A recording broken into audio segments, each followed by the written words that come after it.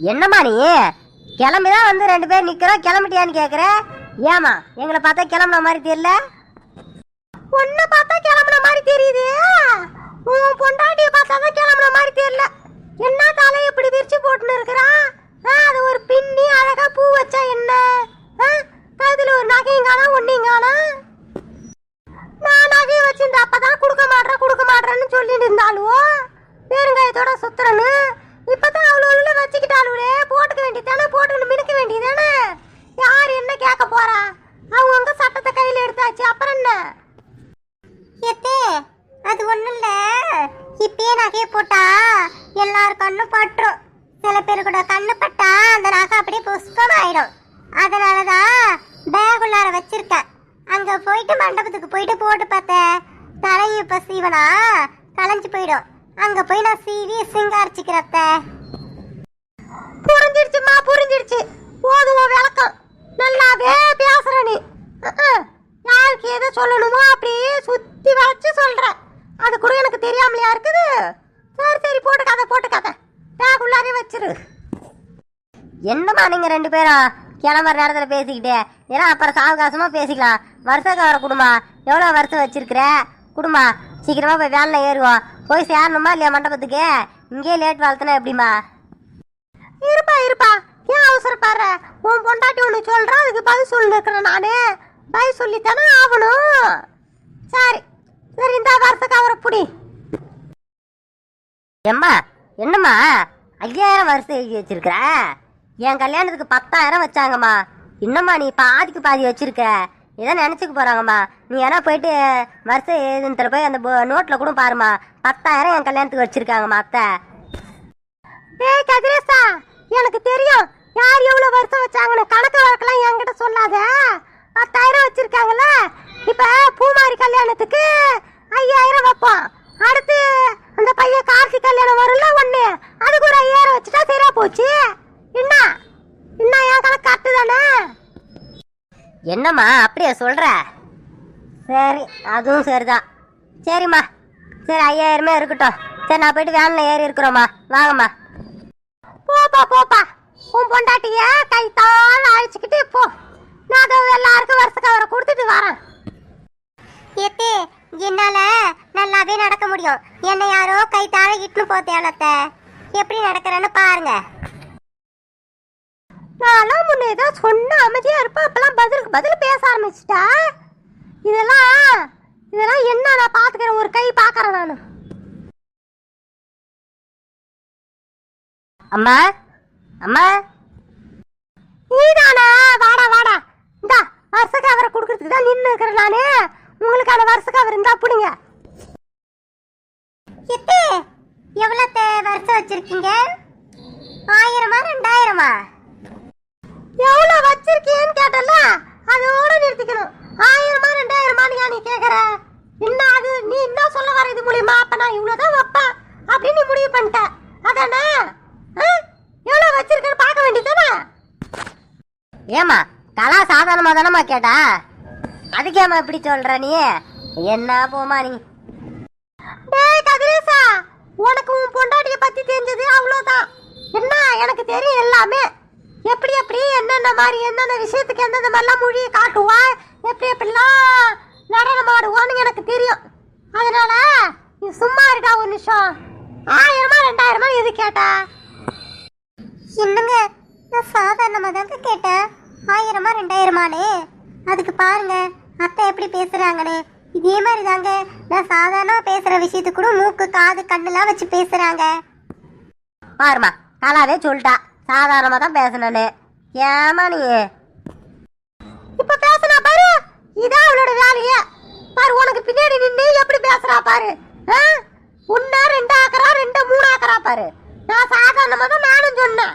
அதே இது எப்படி எல்லாம் திருப்புறா பத்தியா? தெரிஞ்சுக்கிட்டா நீ நல்லா தெரிஞ்சுக்க. எனக்கு தெரிஞ்சிச்சு அவளை பத்தியே, நீ நல்லா தெரிஞ்சுக்கோ. அட விடுமா, எப்ப பார்த்தாலும் இதே பிரச்சனையா இருக்கு விசேஷத்தை கிளம்புற நேரத்துல. சரி எவ்வளவுமா இதுல வருஷம் வச்சிருக்க? நீ ஏன் பாத்துக்கிட்ட எவ்வளவு நீ எழுதி வச்சிருக்கா பாத்துக்கோ. உன் பொண்டாட்டி 1000 2000 கேட்டாலும் அதுல இருந்து எனக்கு வாய் வரமாட்டுது. நீ ஏன் பாத்துக்கோ. முருகேசன் கலாவதி ரூபாய் 5000. ஓ 5000 வச்சிருக்கியாம்மா? சரி சரி, போதும் போதும். ஆனா எங்க கல்யாணத்துக்கு அத்தையும் மாமாவும் 10,000 வச்ச மாதிரி எனக்கு ஞாபகம் இருக்கு. ஏமா அதானே?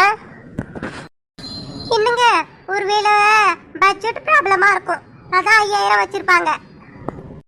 கலா சும்மா இரு, நான் தானே பேசுறேன். ஐயோ அப்படி சொல்லலைங்க, காசு இப்போ ஏதாவது செலவுக்கு இல்லாமல் இருந்திருக்கும். ஏதாவது பயிர் முதலீடு போட்டது அந்த மாதிரி காசு கொஞ்சம் பற்றாக்குறையா இருக்கும். ஏதாவது முதலீடு நிறைய போட்டிருப்பாங்க, அதனால இப்போ கொடுக்க முடியாமல் இருக்கும் அப்படின்னு கஷ்டமா இருக்கும் அப்படின்னு சொல்கிறேங்க. ஓஹோ அப்படி சொல்றியா? ஏமா அதான காரணம்? அதனாலதான் 5000 வச்சிருக்கியா, 10,000 வைக்காம? ஆமாப்பா, அப்படியே வச்சுக்கோ. உன் பொண்டாட்டி தான் சொல்லிட்டாளே இந்த வீட்டோட நிதி நிலைமை எப்படி இருக்குன்னு. அப்புறம் நான் அவ சொல்லிட்டா சேர்த்தான். அவ தானே இந்த நிதி எல்லாத்தையும் பார்த்துன்னு இருக்கிறா, யாருக்கு என்னென்ன செலவு பண்றோம், ஏது வருவாய் எவ்வளோ வருது, செலவு எவ்வளோ ஆகுதுன்னு. அதனால அவளுக்கு தெரிஞ்சதாதான், அப்படிதான் வச்சுக்கோயேன். அட என்னம்மா நீ, ஏதோ அவ ஏதோ சொல்லிட்டா அதுக்காக அதையே சொல்ற. ஏமா என்னம்மா காரணம், உண்மையான காரணம்? இல்லப்பா, அதே காரணமாவே இருக்கட்டும். நீங்க போய் கிளம்புங்க, போங்க. போயிட்டு வண்டியில ஏறி உட்காருங்க, போங்க. சரி வாங்குங்க, நாம கொஞ்சம் போட்டு கூட வச்சுக்கலாம். இவளுக்கெல்லாம் எவ்வளவு சொன்னாலும் உரைக்காது. இவளுக்கு திரும்ப திரும்ப கொழுப்பு நின்றுது. அதையும் ஒரு கை பாத்துறேன். ஏமாமா, இந்த மண்டபம் ரொம்ப வசதியா இருக்குல்ல.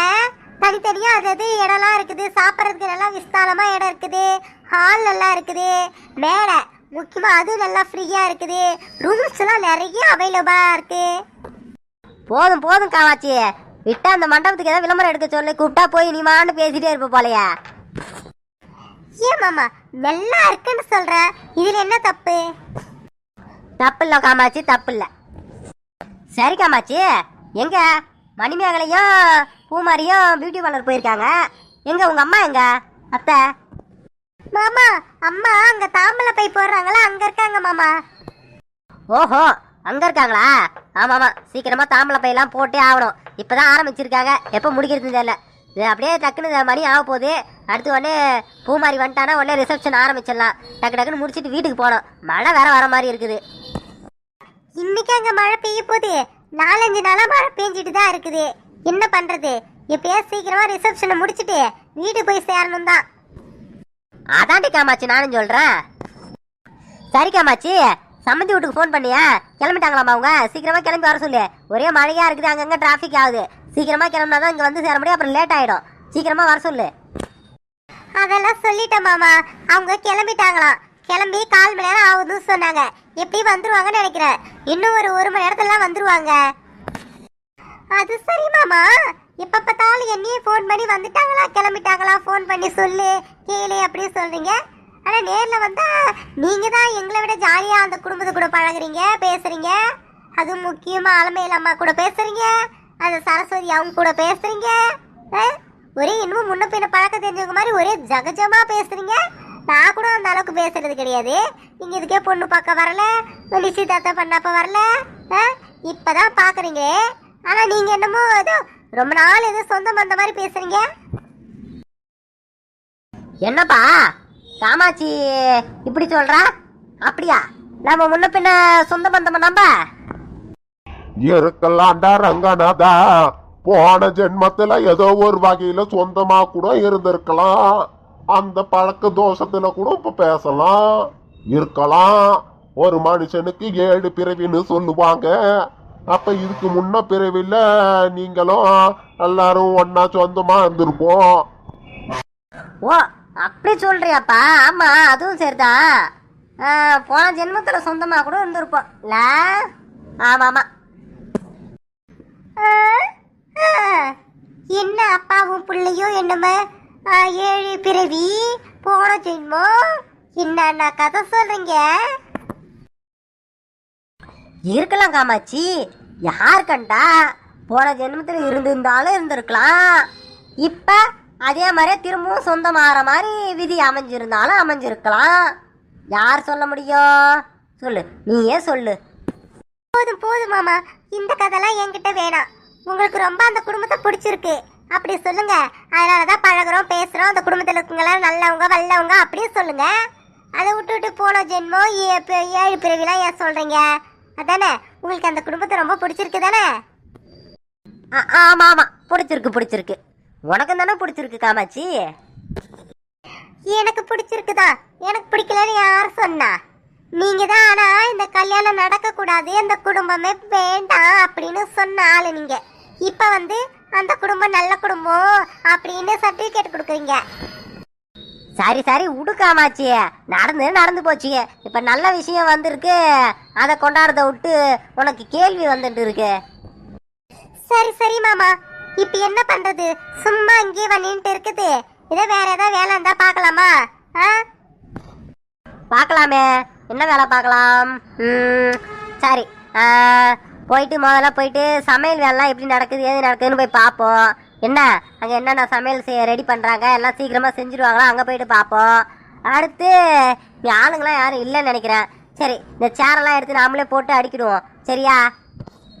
ஓ செய்யலாமே, சும்மா இருக்கிறது ஏதாவது ஒன்று செஞ்சுட்டே இருக்கலாம். சரி வாங்க, முதல்ல போயிட்டு சமையல் வேலை எப்படி நடக்குதுன்னு பார்ப்போமா? வாங்க. ஏப்பா ரங்கநாதா, மருமவளே காமாட்சி, நீங்க 2 பேரும் போயிட்டு பாருங்க. நாங்க ஒரு நாற்காலியை போட்டு உட்காந்துட்டு இருக்கிறேன். என்னால ரொம்ப நேரம் நிக்க முடியாது. சரி மாமா, நீங்க இங்கே உட்காந்துட்டு இருங்க. நாங்க 2 பேரும் போயிட்டு வேலையெல்லாம் பாக்குறோம். என்னங்க அந்த வச்ச கவர்ல இருக்கிற 5000 ரூபாய் வெளியே எடுத்துட்டு அந்த கவரை தூக்கி போட்டுங்களேன். நான் வேற ஒரு கவர் வாங்கிட்டு வந்திருக்கேன். அதுல பணம் கொஞ்சம் சேர்த்து வச்சு புதுசா அமௌண்ட் போட்டு எழுதிக்கலாம். என்னடி கலா சொல்ற? என்னது அமௌண்ட் சேர்த்து வைக்க போறியா? ஏன் அங்கே ஏதோ சும்மா அம்மா கிட்ட விளையாட்டுக்கு சொன்னன்னு பார்த்தா நீ அதெல்லாம் வேண்டாம் விடு. 5000 இருக்கட்டும். நீ இப்போ எவ்வளோ வைக்க போற சேர்த்து? அதெல்லாம் வேண்டாம் விடு. ஐயோ இல்லைங்க, வேண்டாம் 5000 வேணாம், ஒரு 2000 சேர்த்து வைப்போங்க. சேர்த்து ஒரு 7000 வைப்போம். நம்ம கல்யாணத்துக்கு 10000 வச்சாங்கங்க. பூமாரி எனக்கு ரொம்ப பிடிக்கும், அவளுக்கு 7000 வருஷம் வைப்போங்க. என்ன கலானி, சரி காசு இருக்கா அவங்ககிட்ட? சரி இருந்தா கொடு வைப்போம். எனக்கும் ஒரு மாதிரி இருக்குது 5000 வைக்கிறது. சேர்த்து வச்சிடலாம் விடு. அந்த பொண்ணு நல்லா இருக்கட்டும், நல்லா போய் வாழட்டும். என்ன பண்ணுறது, நம்ம வீட்டுக்கு தான் மருமகளாக வரணும்னு ஆசைப்பட்டுச்சு, வர முடியல. அது போயிட்டு அங்கேயாவது போய் சந்தோஷமா இருக்கட்டும். அதாங்க நானும் சொல்றேன், பாவுங்க பூமாரி. கல்யாணம் நின்று போய் ஆசைப்பட்ட மாமா கிடைக்காம போய் நம்ம வீட்டுக்குலாம் வர அப்பெல்லாம் நம்ம இது கொழுந்தனாரை கட்டிக்க போறேன், இங்கே தான் மருமகளாக வரப்போறேன், அப்படி எனக்கு அடுத்து மருமகளாக வரப்போறேன், என்கிட்ட எவ்வளோ ஜாலியாக பேசுவாங்க. என்ன பண்றது? சரி அவ வாழ்க்கை சந்தோஷமா இருக்கட்டுங்க. என் சார்பில் நான் 2000 சேர்த்து வைக்கிறேங்க. வாரங்களா நான் எடுக்கிற வெளியே 1000, 2000, 3000. என்னடி கலா இது? ஏங்க என்னாச்சு? அம்மா இது 5000 வச்சிருக்குன்னு சொன்னாங்க. வெளியிலே கவர் மேல 5000 தான் எழுதியிருக்காங்களே. ஆனா உள்ள பணம் 3000 தான் இருக்கு. ஐயோ ஏதாவது மிஸ் ஆயிடுச்சா? ஐயோ இல்லைங்க, மிஸ் ஆகலாம் ஆவலை எதுவும். நீங்க தானே பத்திரமா பாக்கெட்டுக்குள்ள வச்சிருந்தீங்க. அப்புறம் எங்க போவோம்? அது எப்படி 2000 காணாம போவோம்? அதாண்டி கலா எனக்கு ஒன்றும் புரியல. என்ன வெளியே 5000 எழுதியிருக்கு, உள்ள 3000 இருக்கு. என்னங்க புரிஞ்சு போச்சுங்க, எனக்கு நல்லாவே புரிஞ்சு போச்சு. அத்தை நமக்கு மட்டும் ஓரவஞ்சனப்படுத்துறாங்க. எல்லாருக்கும் 5000 வருஷம் கொடுத்துட்டு நமக்கு மட்டும் 3000 கொடுத்துருக்காங்க. பாத்தீங்களா அத்தை எப்படி செயல்படுறாங்கன்னு? என்னது அம்மா 3000 வச்சாங்கன்னு சொல்றேன் நீ? ஏன் அம்மா ஏன் 3000 வைக்க போறாங்க? எனக்கு புரியல கலா, என்ன நீ பேசுற? என்னங்க உங்களுக்கு இன்னும் புரியல? அத்தை நம்மள மட்டும் தனியா பாக்குறாங்க. மத்த 2 பேருக்கு, உங்க அண்ணனுக்கு உங்க தம்பிக்கு 5000 வருஷம் வச்சுட்டு நமக்கு மட்டும் 3000 வச்சிருக்காங்க பாருங்க. இதை நம்ம அப்படியே கொடுத்தனா அப்போ உங்க அத்தையும் மாமாவும் என்ன நினைப்பாங்க? இன்னும் இவங்க மட்டும் 3000 வைக்கிறாங்க, நம்ம மதிப்பு எல்லாம் போவோம். அத்தை இதாங்க நினைக்கிறாங்க. இப்ப தெரியுதா உங்க அம்மாவோட சுயரூபம்?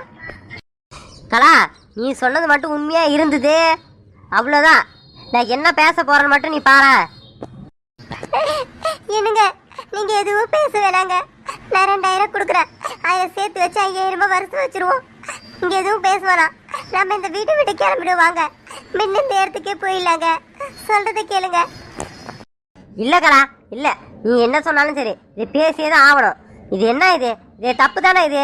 நமக்கு வந்து எல்லாருக்கும் 2 பேருக்கு 5000 வச்சு வருஷம் கொடுத்துட்டு நமக்கு மட்டும் 3000 உள்ளார பணத்தை வச்சிருந்து நல்ல காரியமா இது?